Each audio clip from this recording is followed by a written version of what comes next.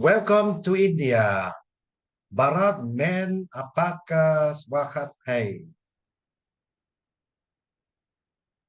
India, officially the Republic of India, is a country in South Asia.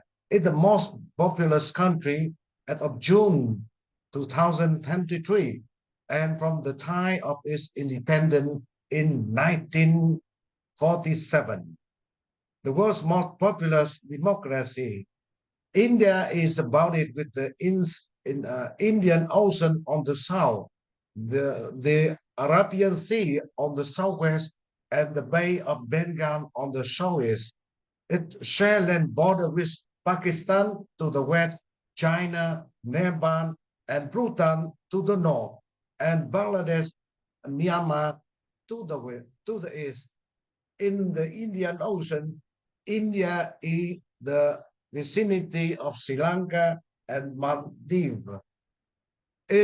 Andaman and Nicobar Islands share a maritime border with Thailand, Myanmar, and Indonesia. And then India has a lot of border with many countries. And you know that India is a federal union comprising 28 states and 8 union territories.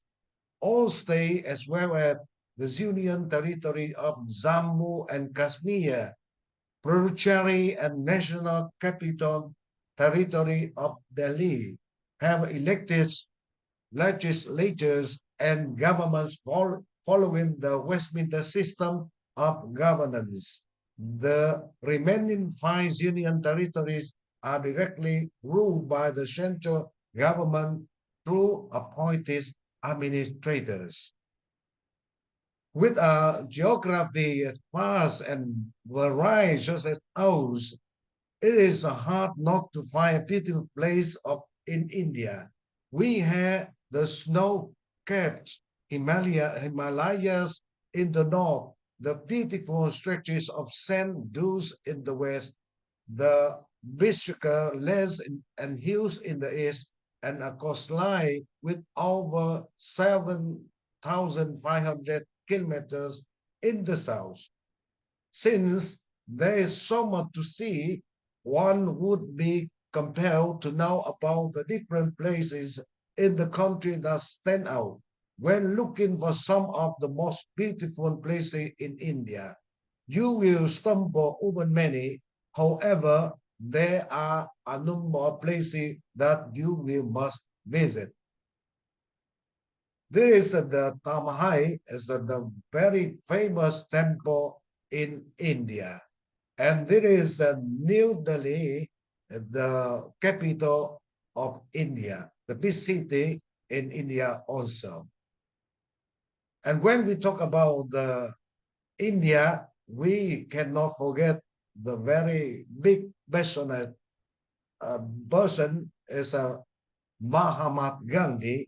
In the eye of millions of his fellow Indians, Gandhi was a Mahatma, great show, the unthinking adoration of the heroes that gathered to see him on along the route of his tours make them a severe ordeal. He could hardly walk in during the day or rest at night. The woes of the Mahatmas, he wrote, are known only to the Mahatmas. His fame spread worldwide during his lifetime and only increased after his death. The name Mahatma Gandhi is now one of the most universally recognized on earth. And we know that in India, there are a lot of types of communication. The Indian people have two types of communication. They are verbal and non-verbals. Verbal, indirect communication, the communication style of Indians tend to be polite and indirect. They may try to speak appeasingly to those they are not close to in order to avoid conflict and confrontation. People often exchange opinion or viewpoints through negotiation rather than arguing that their perspective is definitively correct. This communication style can come across as ambiguous. Direct communication is reserved for relationship with a high level of trust or crucial situation. And nonverbal physical contact, Indians prefer not to touch people when it can be avoided, but they may touch someone's arm or hand when speaking so long as they are the same gender. Body contact between the genders is kept minimal throughout most of India. For example, hugging, kissing, and holding hands are not customary look like in the Western culture. Indians generally respect each other's personal space and an arm's length of distance is common during interaction. There is usually a similar proximity to what Westerners are familiar with. They may stand further away from those who are of the opposite gender. In general, Indians prefer to keep eyes contact minimal or avert their eyes from the opposite gender rather than sustaining eyes contact. Some women may avoid eye contact altogether. Direct eye contact is generally appropriate so long as you divert your gaze every so often. Both these actions are considered sexually suggestive in India if they whistling and winking. People may tilt their head to the side or shake it to both sides to indicate agreement or understanding. This as movement is similar to the Western gesture indicating, I don't know, with a shirt of the shoulders and tilting one's head to the side. Indians will often not to acknowledge that is said out of politeness. However, some states in Indian, when someone nods their head means disagreement. Say no and shake head means agreement. Say that. For example, if someone asks me, uh, haven't you had dinner? If I have eaten, I say with this. If I would like to say no, this one, pointing the index finger towards someone is considered to be accusatory.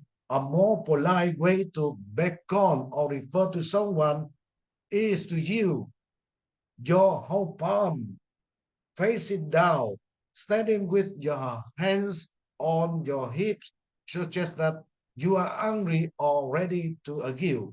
Holding or pulling on one ears is a gesture that indicate sincerity or repentance. The hands is considered to be the holiest part of one's body. Touching someone on the top of the head is deemed to be insensitive and offensive.